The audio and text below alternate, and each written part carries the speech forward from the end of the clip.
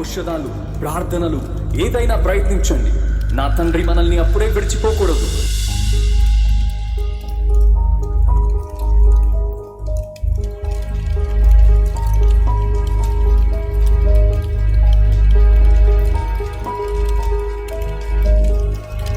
ఏ ఔషధము కూడా ఆయన మీద పనిచేయడము లేదు.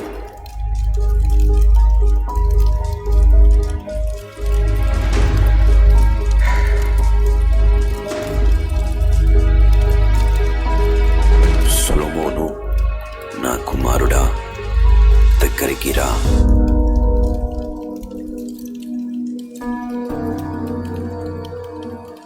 మనందరము పోవలసిన దారిలో నేను పోవచ్చున్నాను. నిబ్బరముగా ఉండి ధైర్యముగా ప్రవర్తించు. తండ్రి, అప్పుడే కాదు, ఇశ్రాయేలుకు ఇంకా మీ జ్ఞానం కావాలి. నాకు కూడా మీ అవసరం ఉంది. నీ దేవుడైన యెహోవా ఆజ్ఞలను పాటించు, ఆయన మార్గములో నడువు. మోషే ధర్మశాస్త్రములో వ్రాయబడిన ఆజ్ఞలు, కట్టడలు గైకొను. అప్పుడు నీవు చేయు ప్రతి దాంట్లో, వెళ్ళే ప్రతి చోట విజయవంతులవగుదువు.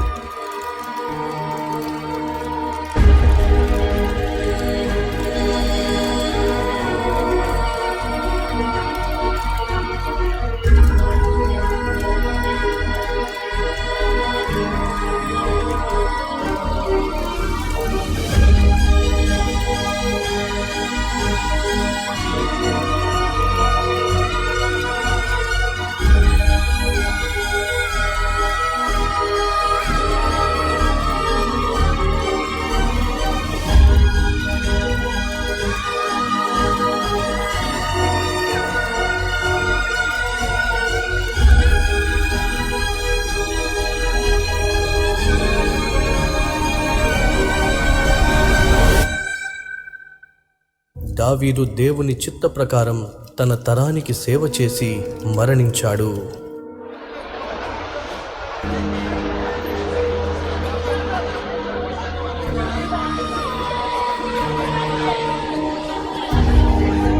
ఎన్ని లక్షల మంది దావీదు మరణించినప్పుడు పాల్పంచుకున్నారో చూడండి. ఎంతమంది ఏడ్చారో.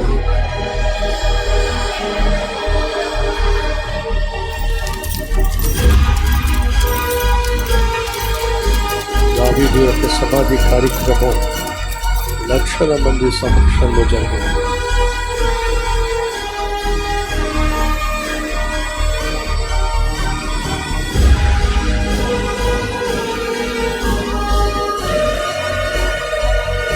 ఆ రీతిగా దావీదు సమాధి చేయబడ్డాడు.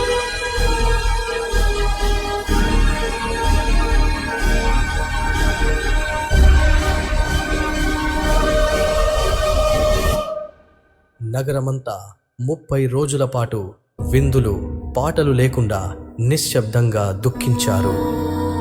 30 రోజులు సంతాప దినాన్ని పాటించారు.